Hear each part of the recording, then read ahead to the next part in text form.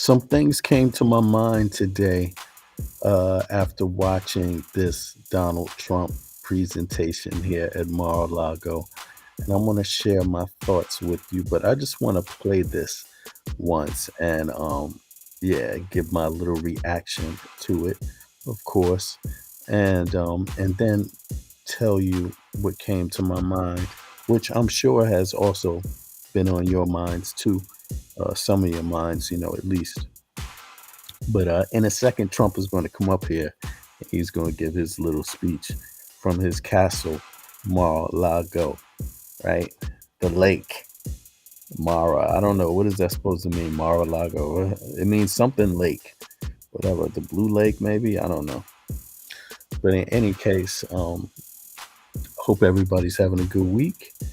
And it's about to kick off.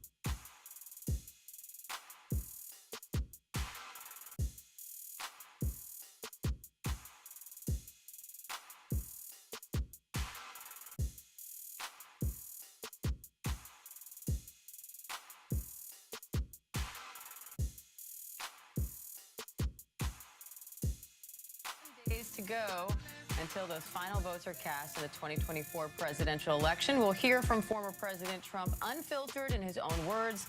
And when he's done, our ABC News Live team will be here to check the facts and break down the details. This comes, again, just 7 days before the election and ahead of Vice President Harris's major speech tonight in Washington, D.C. Let's listen. Thank you very much, everybody.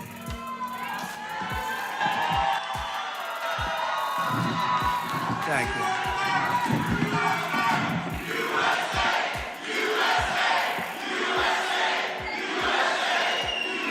Such great spirit. I want to start by saying it's going very well. There are some bad spots in Pennsylvania where some serious things have been caught or in the process of being caught, but the election itself is going very well. We're leading, I believe, in all 7 swing states. Of course, it's always going to be exaggerated with him. Notice how he said he believes it's all swing states he's up in. All. So I appreciate everybody's work, and the spirit is unbelievable. I don't think there's ever been anything like it in our country's history, frankly, because we want to see our country get better. And that's why we're here, just to do a statement. And it's an honor to have some of our friends here. In less than 4 years, Kamala Harris has obliterated our borders, obliterated. You know, this is so interesting because he invites people to his palace. It's not the government's palace, right? No, it's not the government's palace. It's his own private palace, right? So, you know, the people that come there to visit him, you know, they come there with a different idea, essentially. And I think that's the crazy part about this, is that he's happy to give that speech right there and to have people come and host him in his own palace. You know, like, it's crazy, man. We've never had a situation like this. Decimated the middle class, and runaway inflation has caused problems, the likes of which we never thought possible. This guy is literally like the wolf in the sheep's pen, right? Or chicken coop, or whatever you want to call it. The wolf is in the nest, is in the, you know, place that is supposed to be protected. Yes. And he's in there pretending like he's a sheep, but he's a wolf himself, a billionaire one, you know, who's made a career off of ripping off the people, essentially, of taxes, right? For years and years and years. Yes, that's what they have, among other things. You know, that's at the very least. Yeah. So, but he's giving this speech at his mansion. Bloodshed, squalor He's speaking for the people, y'all. to our cities is common, and they've unleashed a war and chaos all over the world. You take a look, everything's blowing up or getting ready to blow up. No respect for our country anymore, no respect for our leadership. And what's he going to do about it? As a billionaire, what's he going to do about it? He's going to stop the wars. He's not going to protect any trade, or he's going to threaten to annihilate any country that ever does, you know, lays one finger on one of our vessels. What's he going to do about it? I mean, Trump is something else, man. No person has caused so much destruction and death at home and abroad should ever be allowed to be the president of the United States. You can't have that. Hey, look, he's a man, and he's arguing that this woman should not ever be allowed. You know, a woman has never been the president of the United States, and he's a man sitting in his mansion that he got from privilege, essentially, from ripping off the people, calling her, saying that someone like her, should never be the president. I mean, can't have that. So I'm running on a plan to save America. We're going to save America. We have no choice. It's the greatest there is. We love it, and we're going to save it. We have no choice. And it's going to be saving it from the incredible destruction that's been caused by crooked Joe Biden and Kamala. And she's responsible because he wasn't responsible, and she never. And this is, I may as well get into it now. This is where he is very, very fascist, where he repeats the same like derogatory claims or statements about, personal attacks. They're not attacks on her record. Notice he never mentions a record. He never mentions anything specific about Kamala Harris if it's not about her ethnicity or something that has nothing to do with the job, right? When referring to the job, he never speaks about anything specific when he criticizes someone else, so it's not much you can do because in essence what he says is not fact checked often.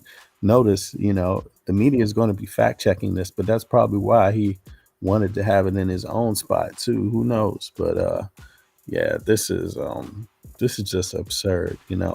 Donald Trump, the privileged man, the guy who used to come out of the skyrise with his daddy, who used to give the bum a few dollars. Oh, he was such a lovely man. Mr. Trump sitting in Mar-a-Lago in his mansion giving his speech for the people.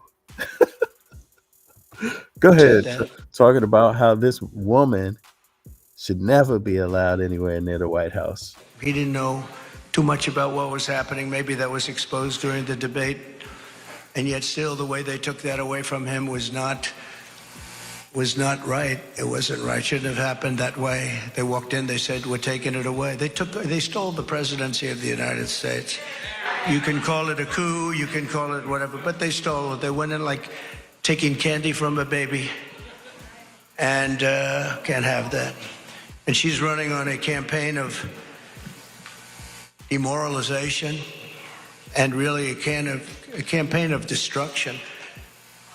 But really, perhaps more than anything else, it's a campaign of hate.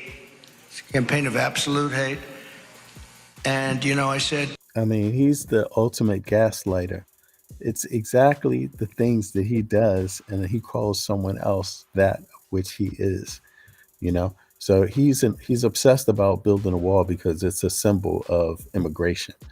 The wall is a symbol. It's not necessarily a barrier in the sense that it's going to stop it, because most illegal goods, people and otherwise, come right through the legal part of the border.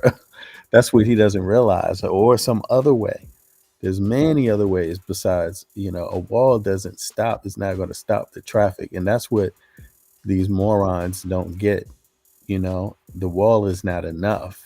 The wall, and actually a wall is not necessarily what you need, to be honest, either. And a lot of people can't understand that either. That's too one dimensional. A wall, that's not an immigration policy.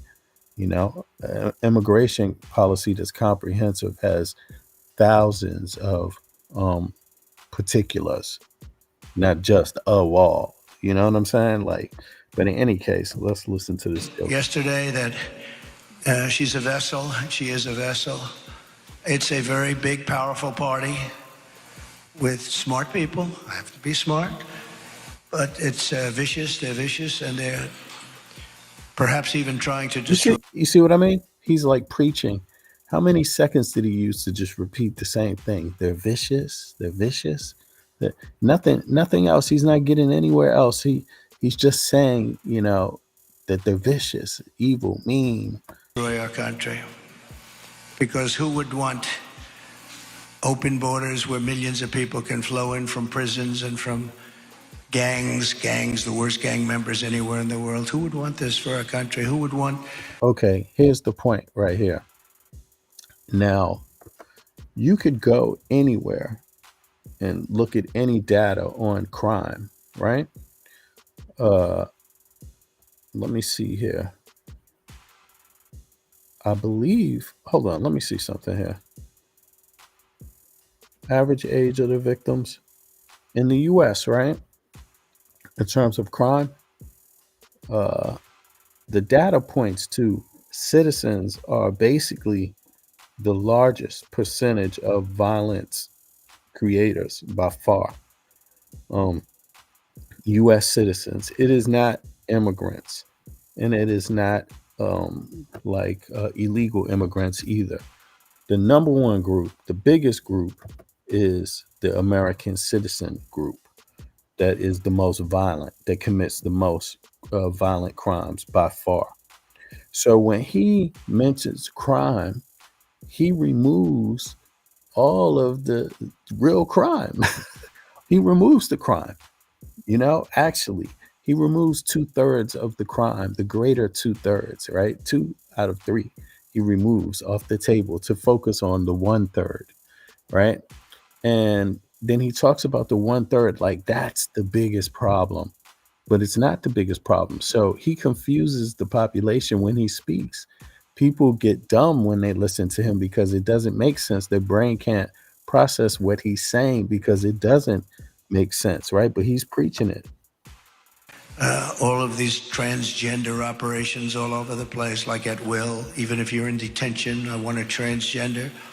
And they have totally, co-opted this whole conversation, and they've made it so narrow about transgender or what it encompasses, the entire conversation, the whole, legal aspect, all the legal aspects to it, right? And even what is that in itself is way broader than what Trump seems to think that it is. So, he makes it sound like it's about uh you want to fight as do you want a girl fighting a boy in a boxing match. No, that's not even 0.9% of what they're talking about. That's the problem. So in a way they've co-opted that conversation, and instead of seeing, giving people the understanding of that there's possibly a realer conversation about it than what's being had before you just choose. It's the same with abortion. A lot of people have been sold this idea that abortion is like, there's a child and it's so simple. The lady didn't want to have it, and God made her to have a baby, and why shouldn't she? No, abortion is likely everything else but that simple equation. You see, it could be for so many different reasons, health reasons, just normal, just health reasons. Like the child is going to die, the child is not going to live a healthy life, or you might die. Yes. And remember, you don't have universal health care in the US. So these things come, you pay doctors to know this information. They're obligated to tell you this stuff when a child is in your womb, in a woman's womb.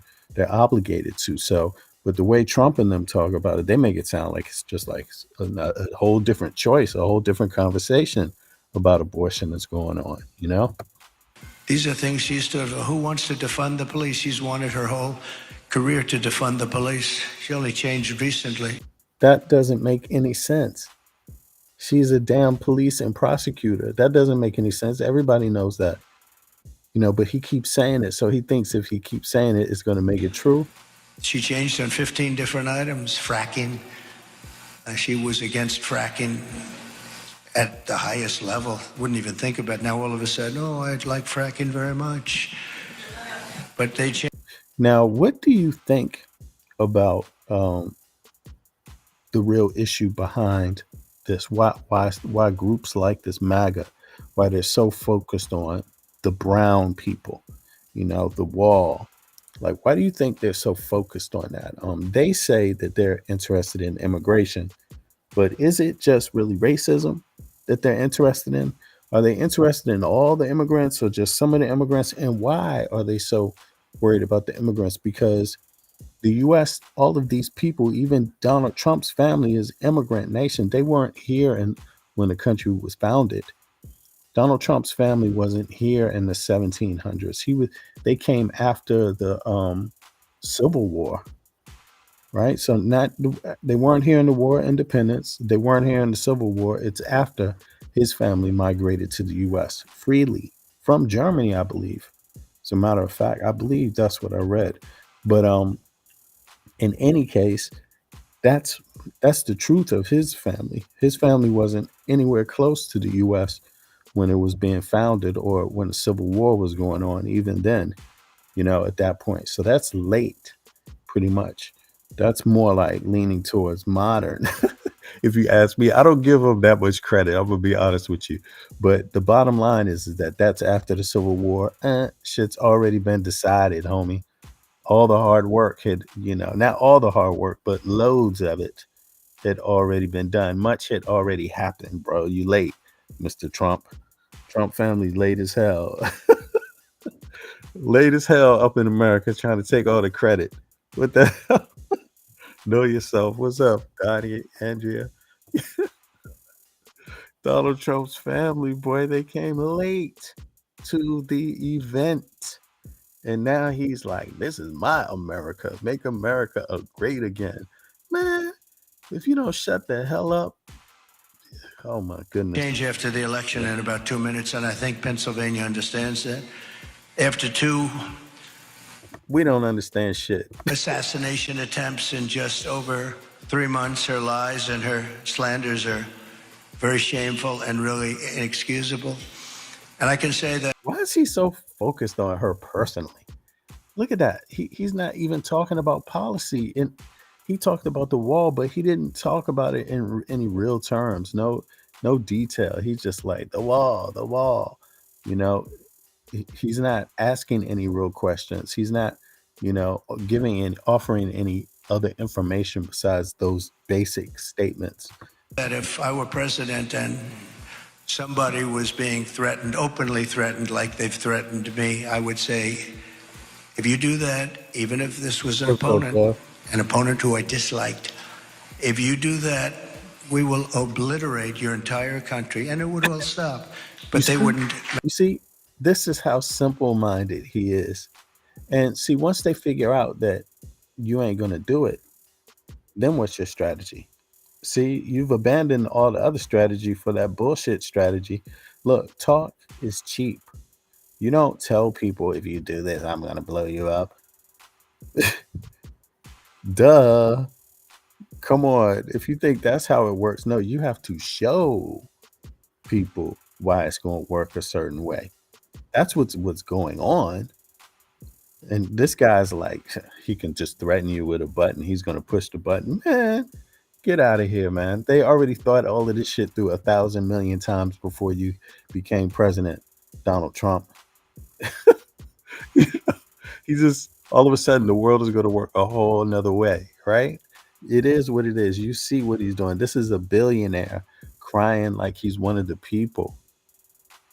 This is a billionaire crying like he's one of the people, crying about a person who grew up in a mom. Well, I don't know how long her parents were together, but it sounds like her mom raised her part of that time at least, right?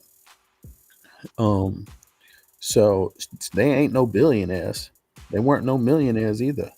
So Donald Trump grew up as an asshole, quite bluntly, and essentially is a spoiled brat. You know what I'm saying? Like, who in their right mind would personally defend an asshole like this? After all the things he has said, after all the things he has done. Puerto Rico, did you hear him diss the hell out of Puerto Rico? These people, he called those people up there to racially diss Puerto Rico, and i.e. other Hispanics. By the way, I'm not saying you have to go out there and defend. I'm not saying Hispanics should do it. I'm just saying I would look at them funny if they didn't. I would be smacking Donald Trump's ass all up. He would be getting all the hate if that was me. Like, what the hell? But he gonna do it. And anybody that accepts any of that shit from him or them, all you're doing is giving them more air to breathe, essentially. More oxygen to explode eventually, So I don't know, man. I really I'm sick of this kind of Trump manipulating people, and I'm sick of even more like the American people that allow this dumb shit. Like, y'all really gonna accept this? Have Americans really gotten this dumb? Yes, apparently so. I don't trust the polls. I think the polls aren't really accurate, but it doesn't even matter. Enough people would actually put up with Donald Trump. That's the scary part. Just the fact that enough would. That is insane. And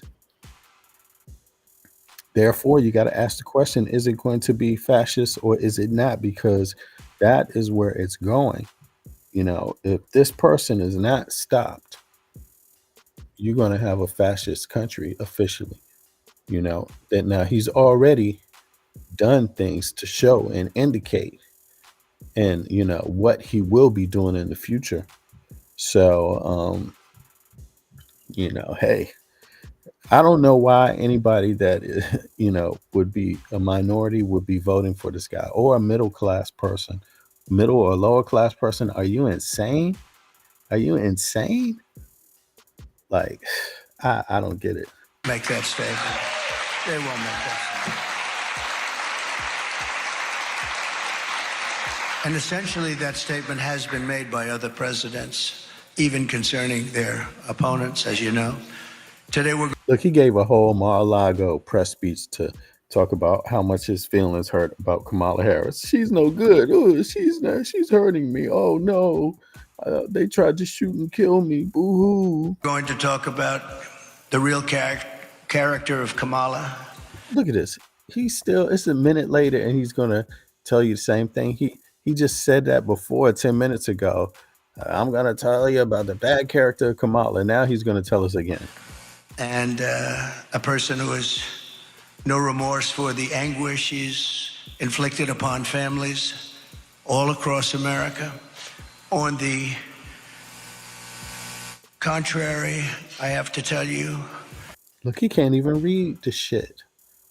Kamala intends to conflict and keep this misery going, and she's going to keep it going as long as she can, because that's the only way she can get elected. She's going out and only criticizing, talking about Hitler and Nazi, and because her record's horrible. Hit dog holler. Her borders are the worst in the history of the world. There's never been a border in the world like this. I always say in third world countries, banana republics, they'd fight them away with sticks and stones if they had to. We let them come in, come on in, knowing in many cases they're murderers, they're drug. Now you see, that's the thing about it. Yeah, actually, it's not the immigrants that are the murderers; it's the Americans. To be honest with you, the American citizens. I'm talking about the ones not second generation. I'm talking about the ones beyond that. Um, they are doing most of the killing in the U.S. They are the violent ones, to be honest. And that's just what the data says. Not to say that there's not other kind of crimes, but when it comes to the murderers and the killers and the rapists, that's Americans by far in their own data. You know, United States citizens, not immigrants and not illegal immigrants. And that's how that story goes. So I don't know why he keeps focusing on murder, stopping murder, and by stopping the immigrants, because that just rationally makes no sense. It's okay to say, hey, the immigrants are taking up resources. Everybody understands that, by the way. That's peanuts. That's so easy to understand. The difference is how you respond to problems. It's not um, just because you don't respond the same way doesn't mean people don't understand there's a problem with immigration. It's a political problem more than anything else. It's not a problem that can't be solved. It's one that there's two parties. It takes cooperation to solve it. And that cooperation in the US doesn't seem to happen, but it's not on just the wall. Like Republicans, they want to talk about their wall. Like, why didn't they agree to other shit about housing, fair housing? Why don't the Republicans sign other bills, about student debt? Why don't Republicans sign other bills, you know, um, for the working class, right? Why don't they do that instead of only talk about the wall? The wall is definitely not going to solve the other problem. So why do we have to wait for the wall to be built or some shit like that before we start working on the other problems? That doesn't make any sense, you know. Yeah. Anyway, let's hear some more of this. Drug lords, they're traitors in so many ways to our country. If they were involved in our country at all, even that, they're coming back in. People that left because they were traitors are coming back in. Everybody's coming back in. And it's at a level that we've never seen before. Criminals off the streets. And you know, other countries from where they're coming are now setting Now he's not going to give you any data to back up anything that he's saying. records, good records for them, where crime is down 70 and 75%. He's not going to tell you where he got that from. Who says that? Who's verified the information? What institutions does Donald Trump work with at all when he puts when he formulates his concepts and ideas about the world? Because they're taking the criminals off the street, they're emptying their Is anti-American because he did not. There's no American institutions that's giving him that data he's quoting. jails into our country. And they're not finished yet. I'm amazed. I thought they would have done it by now, but if you take a look at Venezuela, their crime is way, way, way down. Then you go to Caracas. Yeah, who told you that?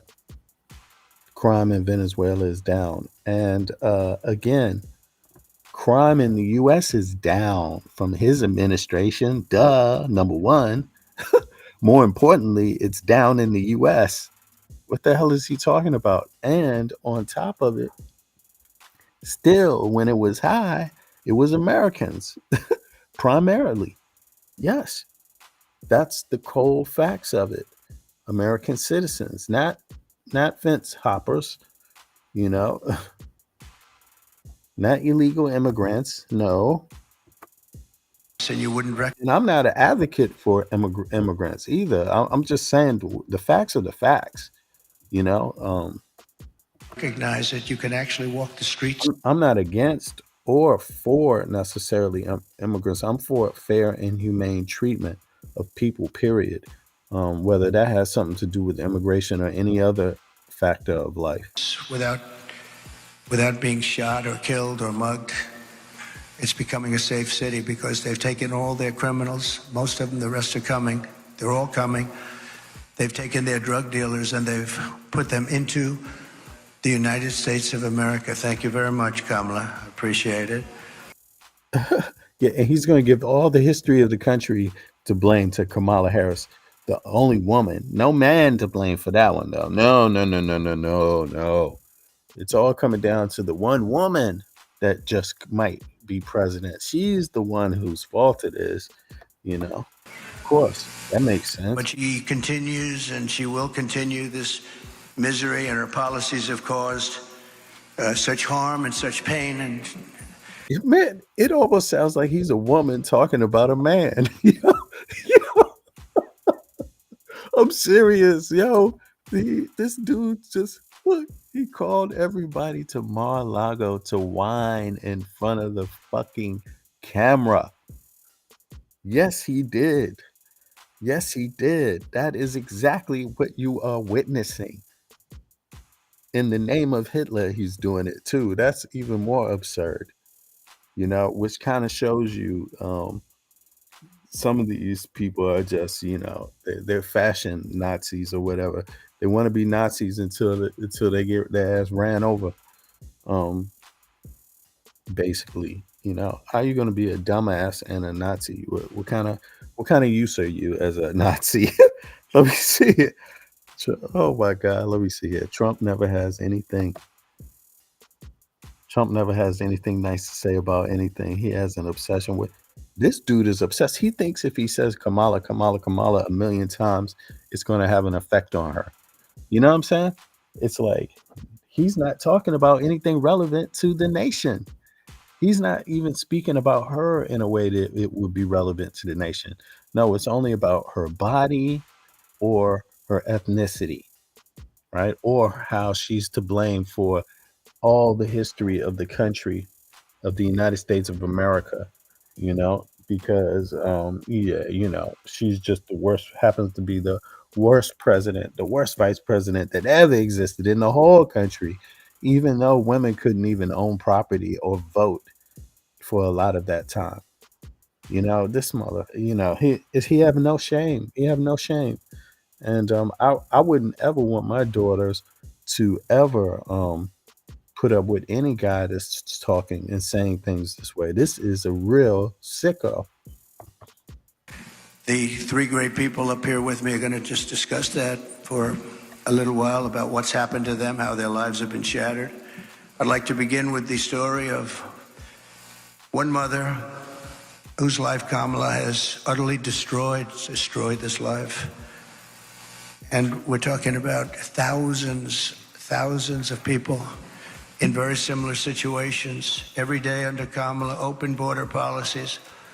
Keep in mind, She he's talking about violent crime, and violent crime that's mostly the largest population of people doing that is definitely U.S. citizens. It's not immigrants and it's not illegal immigrants. So people just need to keep that in mind when he's talking about this. These kind of issues here. Is he exploiting them? Is he making it seem like it's immigrants doing it? I would have to say yes, on large, because his message is do fix the wall and this wouldn't happen. But what solution have you ever created for anyone in the country that has been perfect for everyone and has functioned perfect on every time? There isn't one. That's the whole point of having a system that acknowledges those failures. And Donald Trump doesn't have that in sight. Failures exist throughout the entire system. They're not always knowns. There's things that you learn from and grow from. And if you acknowledge them, you categorize them, you make a change, a check, whatever you have to do to make that not happen again, and you learn from it and you improve the system. But it's not, it's based on learning the failures.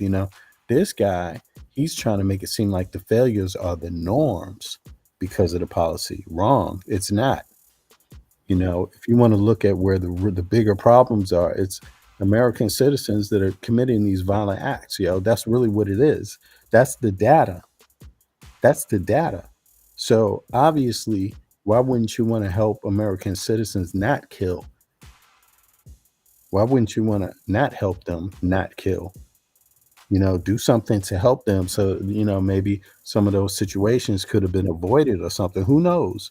I'm just saying the biggest number can't be the number you run away from. and if you remember, Joe Biden appointed her as the border czar. She doesn't want to use that term, but let's say we'll just use a different term. She was responsible for the borders, totally responsible. She never made one call to Border Patrol. 2 weeks ago, the Border Patrol endorsed me with the most beautiful endorsement I think I've ever gotten. That's not true. You hear that? She never made one call to the Border Patrol. Oh, it's true because it came out of Donald Trump's mouth. Get out of here. She was just on TV with them weeks ago. Not even just there on TV, but they talked about it before, many times. This is crazy.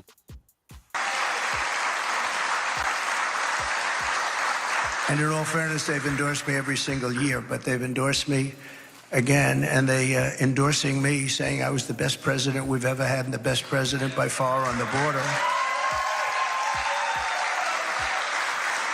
They said that, and this is What about anything else? I mean, you know, I hope people don't fall for this. I hope people don't fall for it, but it's obviously a lot of people have already.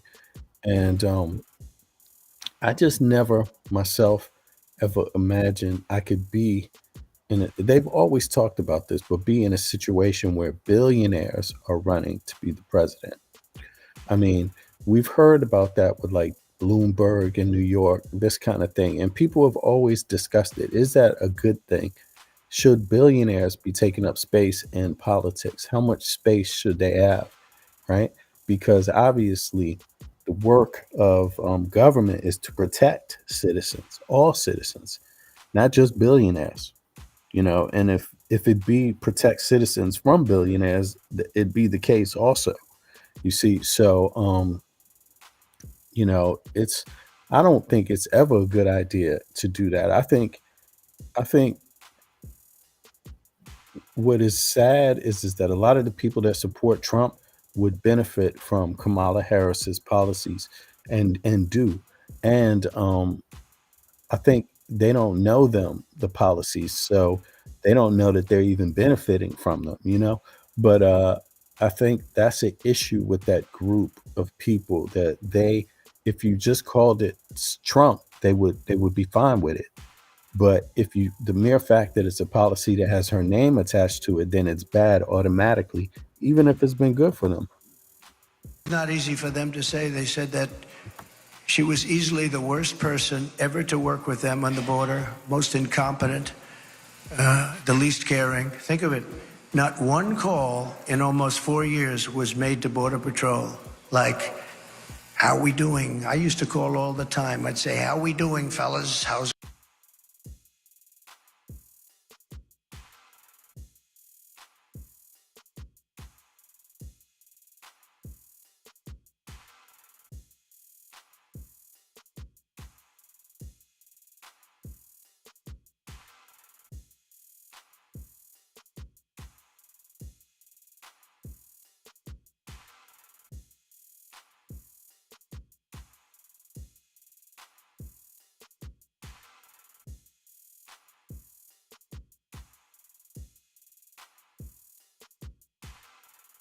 Oh, okay. Sorry, I could see the mic wasn't on.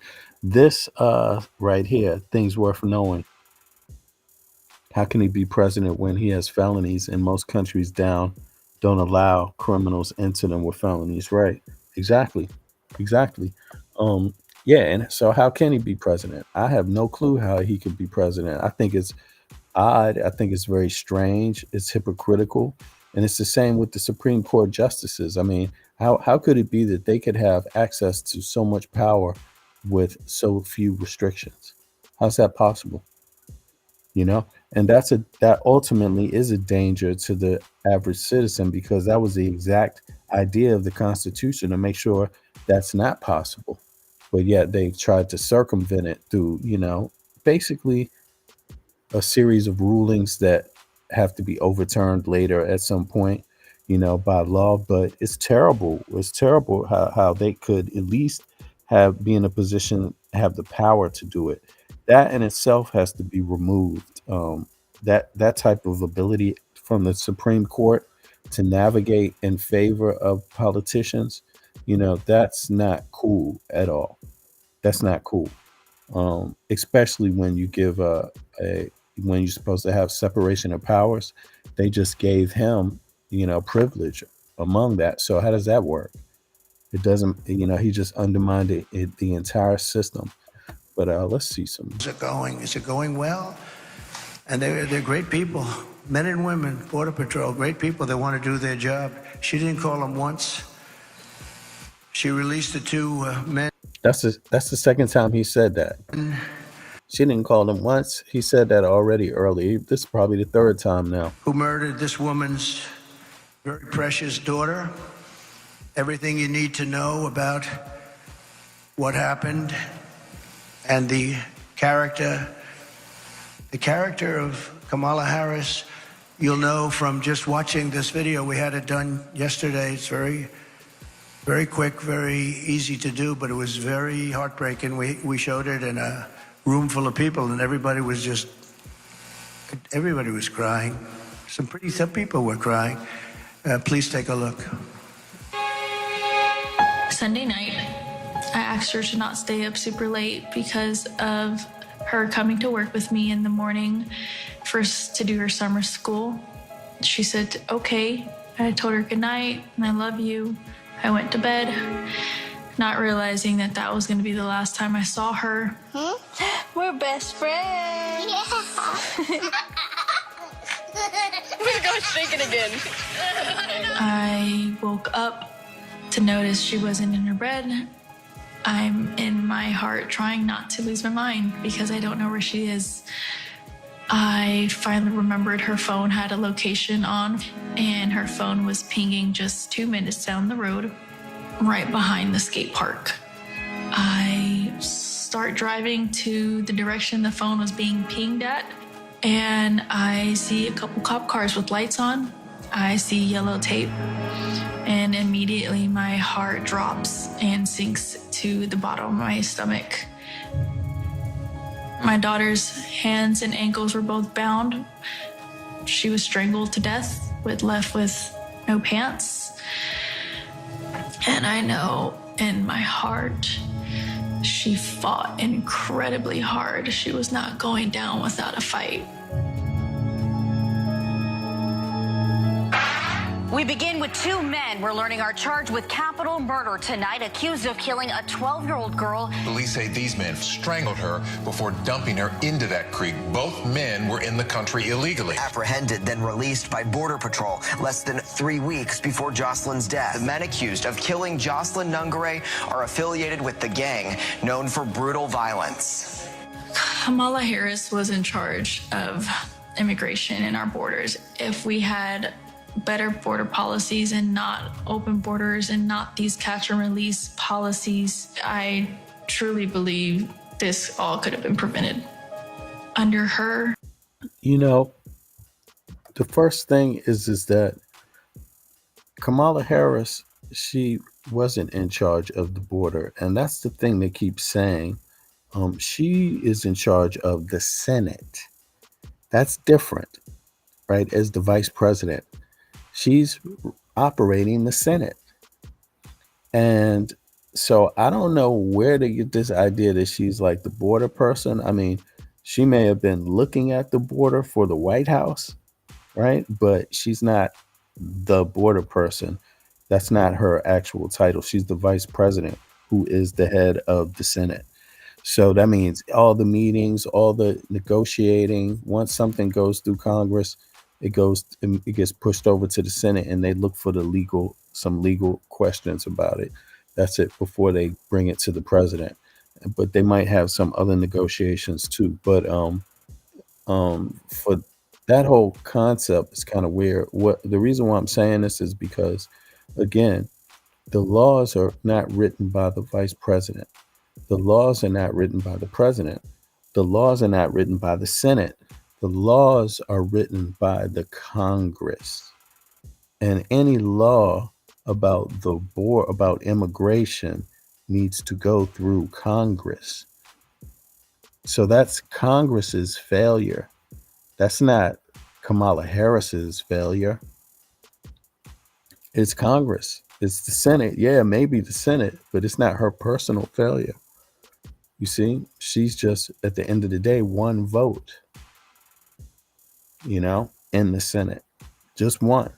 So, yeah, I think that is sadly a, a claim that doesn't hold up. But on the other hand, a tragic death is a tragic death. Period. It's always bad, and there can always be. You always have to look into what more can be done, but you also don't have to scapegoat people to it, because the end of the day, the majority of these types of crimes were commit in the USA are committed, the far majority, by American citizens, not immigrants and not illegal immigrants. So that's the cold facts. The illegal immigrants are the extreme smaller part. You know, the the citizens are the extreme majority part, and then there's some immigrants, also legal immigrants, that are a part of some data, but they're not as big as the citizen ones. You see, so yeah. Any case, let me see this. After watching this myself, I really start thinking back about Trump growing up in New York and what that time period must have been like. And then I started thinking, like, was that around when was he, how old was he when the Nazi Party was in the USA, before World War II? Like, when was Trump born? What year? I'm curious about that. Okay, 1946.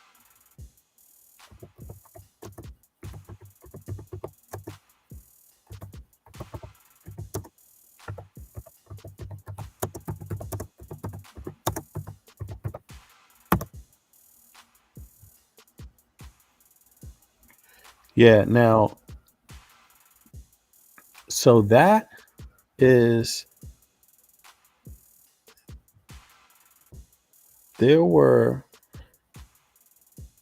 it says there were Nazi aligned organizations in the United States during the 1930s and the early 1940s. Okay, so he was just born right in the cusp of that, right at the end, yeah, or just at the cusp. Yeah. Okay, well, now when he, something made me just, because when I listen to Trump speak, uh, he just seems like he's always been this kind of elite type of racist, but because he had there was an attraction that hip hoppers in New York had to him. I guess it's the parties and the freak offs, who knows. And there's obviously something strange going on because Epstein, Trump, I mean, come on, come on,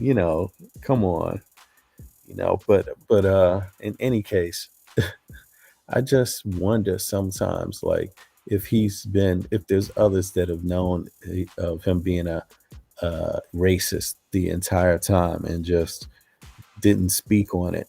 That's what I'm curious about. Because I have a tendency to think some of them rappers are damn fools that just follow money.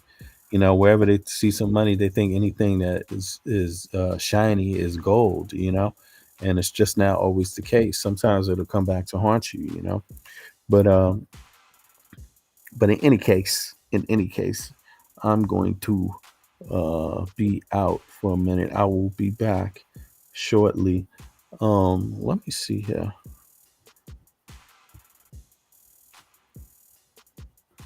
Wait 1 second. Kamala Harris gave a speech after this, right? I believe. And where was that at? Where was her speech? Um, was that was yesterday, right? Okay, let me pull that up.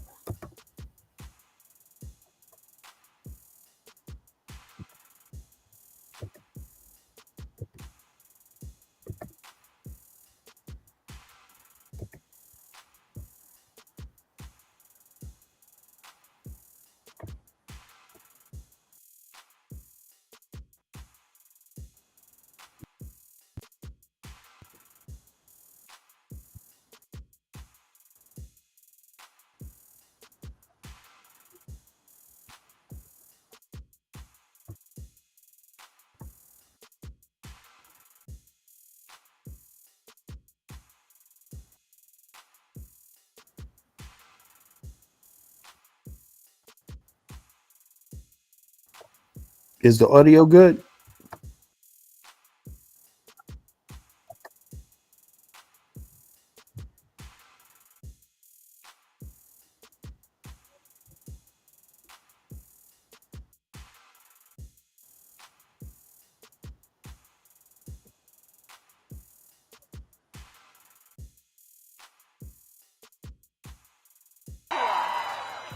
Deputy County Executive Turfy, thank you so very much. Lieutenant Governor Gilchrist, Yeah, yeah. Representative Dingle, a champion for You this know, community. it's we gotta have just some contrast from what we heard about Trump. Yeah. Can you hear it now, Andrea? Put one in the chat if you can hear it.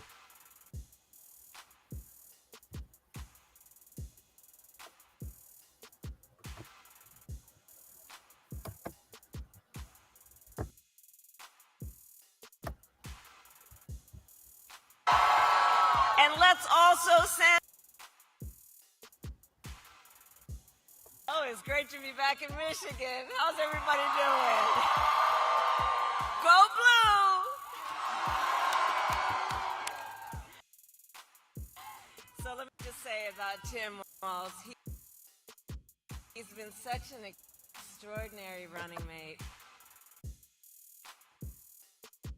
And he will be an extraordinary Vice President of the United States. I'll tell you why I love Coach Walz.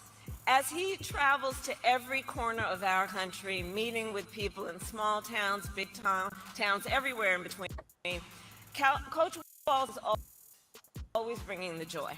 He is always bringing the joy. He cares about people. He understands what it means to be a leader who lifts people up instead of trying to beat people down. That is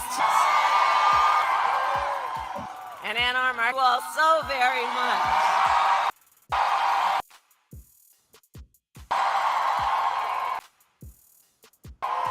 And we have some other you. Okay, let me check this out. County Executive Let me Turfy, check it I out. 2 thank you. seconds.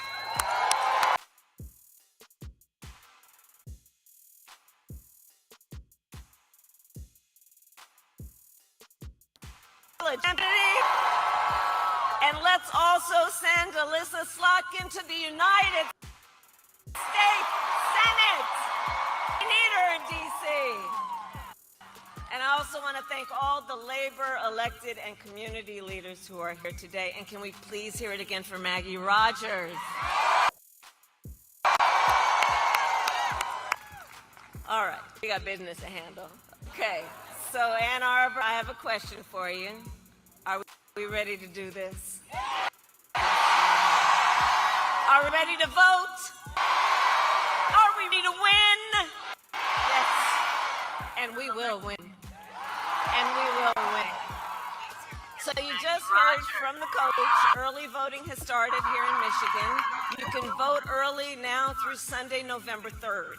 And we need you to vote early in Michigan because we have just 8 days left in one of the most consequential elections of our lifetime.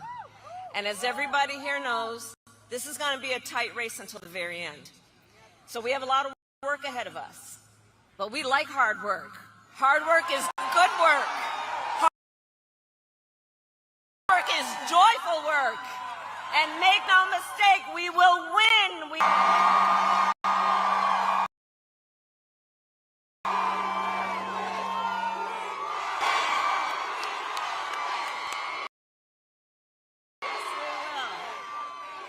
Win because together, and we will, yes. We can keep going all night. But one of the reasons we will win is because we are all in this together. People from every walk of life, understanding that the vast majority have so much more in common than what separates us. Here are fighting for the future. We are fighting for the future. We understand the opportunity before us to turn the page. Fear and divisiveness that have characterized our politics for a decade because of Donald Trump. We have an opportunity to turn the page and chart a new way forward where we tap into the ambitions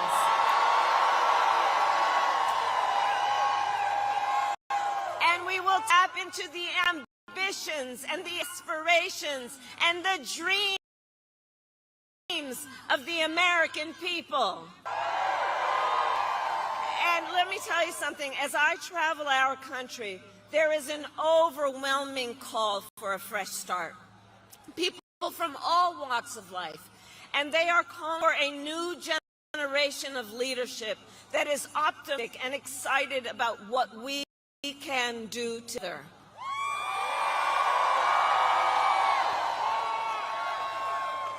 There is a yearning in our country for a president who will see you, who gets you and who will fight for you.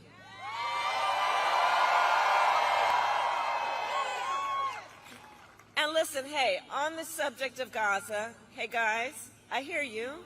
On the subject of Gaza, we all want this war to end as soon as possible and get the hostages out, and I will do everything in my power to make it so. And let's be clear, we are all here because we are fighting for a democracy and for the right of and seen. We're not about the enemy within. We know we are all in this together. That's what we are fighting for.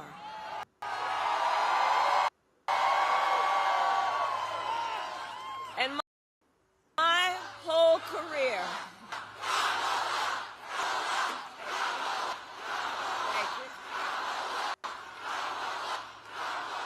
okay, now I want each of you to shout your own name. Do that. It's about all of us. And listen, I have fought my whole career to put the people first and to put the people above partisanship. I never You know once something? Trump would never have stopped them from saying his name. And that's really a difference. One of the differences right there. Yeah, that was wonderful that she said that. Say your own name because we're in this together, and it's true. We are in this together, and people shouldn't feel like they have to feel alienated. When there's is power in commonality, but yeah, but hate is not something people need to get too common with because it destroys. It has deteriorating factors also. So it could jade you. Hate is like alcohol. Really, people get drunk off of hate. my career, are you a Democrat or are you a Republican? The only thing I ever asked is, how can I help you? Are you okay? And that is a major difference between Donald Trump and me, and between the two extremely different visions that he and I have for our nation. His is focused on himself and the past. Ours is focused on the future, and it is focused on the people.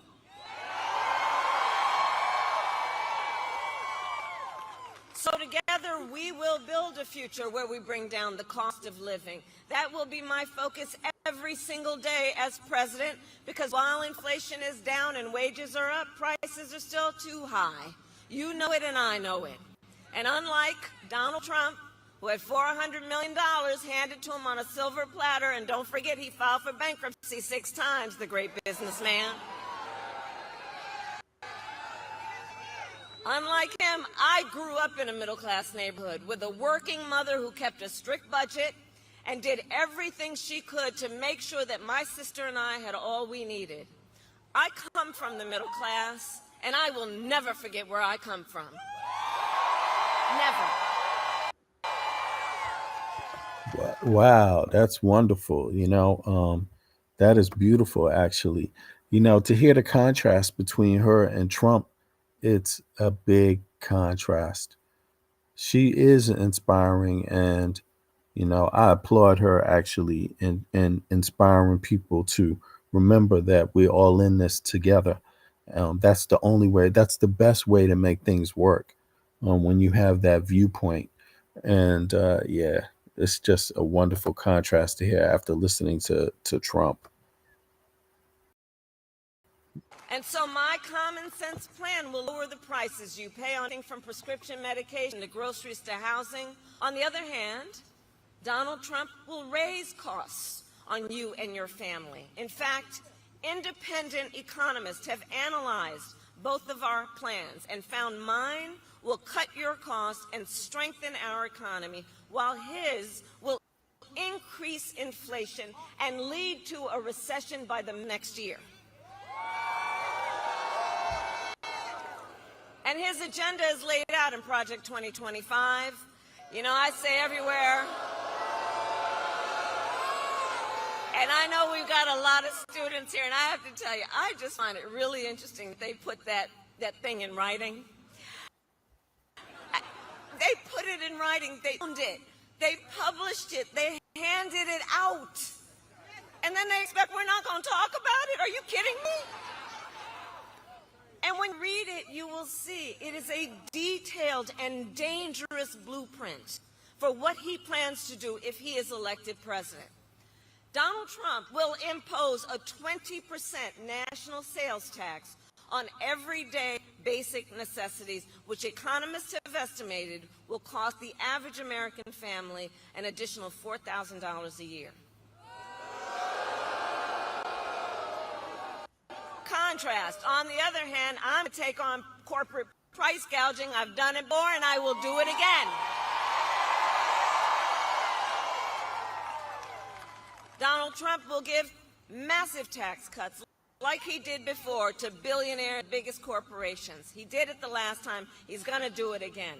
I, on the other hand, will give middle-class tax cuts to 100 million Americans, including $6,000 for the first year of a child's life, because I understand how that will lift America's children out of poverty, which must be one of our highest goals. Donald Trump will get rid of the $35 a month cap on insulin for our seniors. He will cut Medicare and Social Security. In fact, economists say he will bankrupt Social Security in the next 6 years. And understand what that means. So many of the seniors in America, that's their only source of income. That's the only way that, and buy food. I have a plan to support our seniors so they can grow older with dignity and so their families are not overwhelmed by the cost of home health care.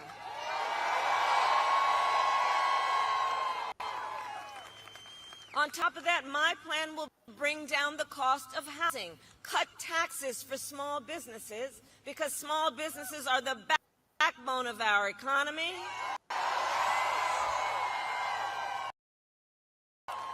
And lower health care costs, because I believe health care, not just a privilege of those who can afford it.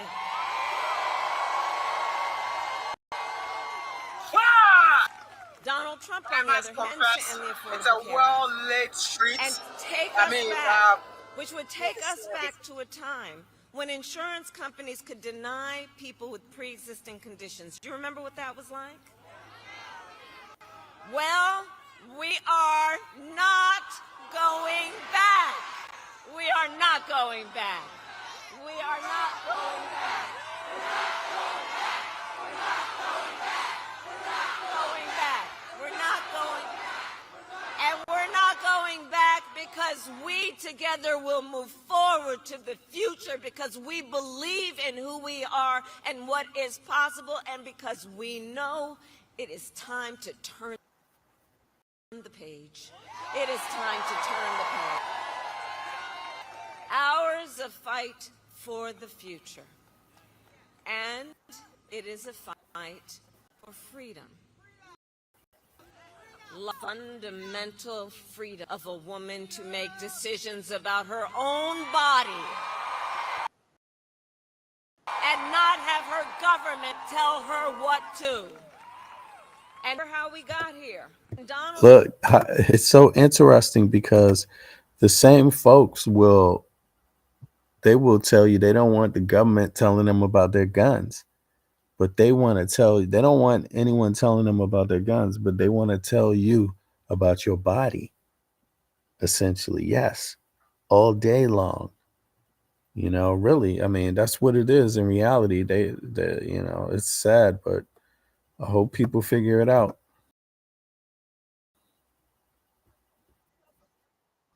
he hand-selected 3 members of the United with the intention that they undo the protections of Roe v. Wade. And they did as he intended, and now in America, 1 in 3 women lives in a state with a Trump abortion ban. Many with no exceptions, even for rape and incest. I was just in Texas the other day. You know they provide prison for life for doctors and nurses and healthcare providers for providing care. Prison for life. And no exceptions for a crime that is a violation of someone. And then to tell that survivor of that violation, you have no right to make a decision about what happens to your body next. That is immoral. It's immoral. And I know we all agree, one does not have to abandon their faith or deeply held beliefs to agree the government should not be telling her what to do. Not the government. And listen, you all have heard me say, I do believe Donald Trump to be an unserious man. But the consequences of him ever being president again are brutally serious. Brutally serious. Consider, on the topic we were just discussing, Donald Trump still refuses to acknowledge the pain and suffering he has caused. He insists that, quote, everyone wanted for Roe v. Wade to be overturned. Everyone wanted this? Women are being denied care during miscarriages, some only being treated when they've developed sepsis. They didn't want this. Couples trying to grow their family have been cut off in the middle of IVF treatments. They didn't want this. The men of America are seeing their daughters and wives and sisters and mothers put at risk because their rights have been taken from them. The men of America don't want this. And women have died because of these bans. How Not the real men. could anyone say these folks wanted this? And I pledge to you, when Congress passes a bill to restore reproductive freedoms, as President of the United States, I will proudly sign it into law. Proudly. Proudly. And I'm traveling our nation, so I have to tell every nation we are seeing a full-on assault on other and additional hard-fought, hard-won freedoms and rights. To vote. I was just in Georgia. You know, They passed a law that makes it illegal. this reminds me of that event that Trump went to, where it was supposed to be a Christian fundraising event, and he went to it and he said some really nasty things about, personal attacks. Again, that's what he does. But they were so raunchy, they were so horrific, but it was at a Catholic fundraising event. So it made me wonder, like, what type of Catholic people would want to be in the room with a person who talks that way? And then he even made a comment about Kamala Harris not being there. But then when you think about it, when has these religious institutions like the Catholic Church stood behind women, like, over their bodies? When has that been? Is that a new thing? I mean, traditionally, it hasn't always been. And we know that. Plus the thing about slavery and all of that shit, owning people's bodies, essentially.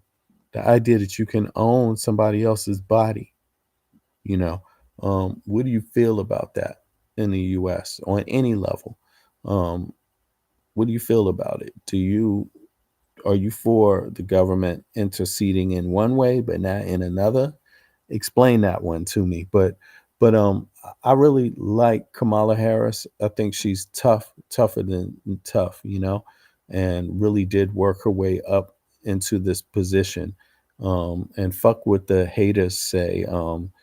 They're only saying that because they can't compete with her on the hard work level. So they want to sexualize her because that's the only level they can understand a woman on.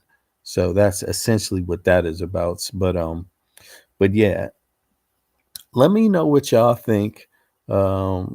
I really do believe that the polls aren't completely accurate.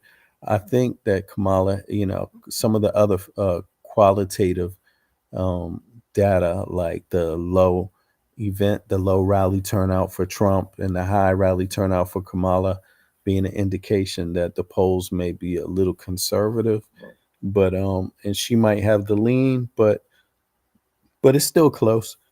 Um, but again, there's still more days left to vote. There's still more days. Those that haven't, please do vote, vote, vote. That's your tax money. It is your tax money and it's your future. Um, and if you think about the fact that, some of the things that the Democratic Party is asking for, other people have already had 20 years ago.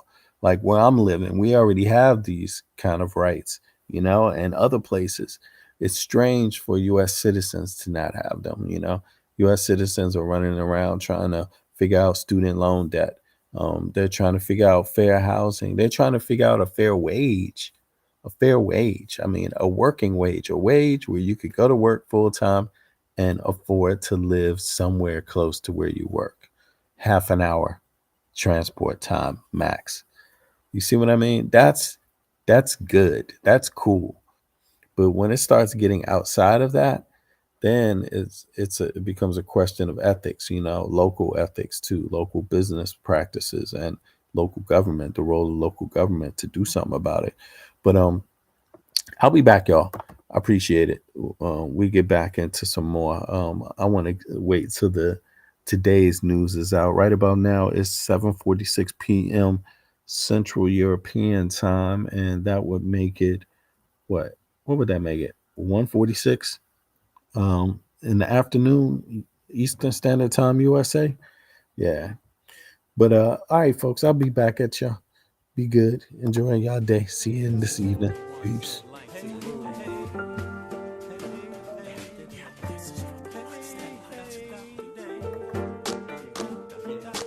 This is for the ones that like to glue. To give people food for money.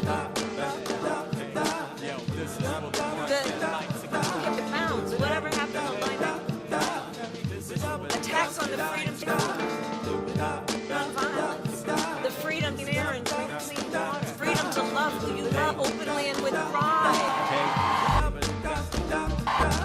Hitting you with this eclectic organic style, activating your goosebumps and making you smile. It feels good the way the So bass I and said keys flow what the together. American At the same time, it's raining and sunny weather. The beat's popping, the guitar is sweet. Quite unique the And way we now, raise the levels, but they don't peak. Bringing you baton is to in another our musical hands. orgasm.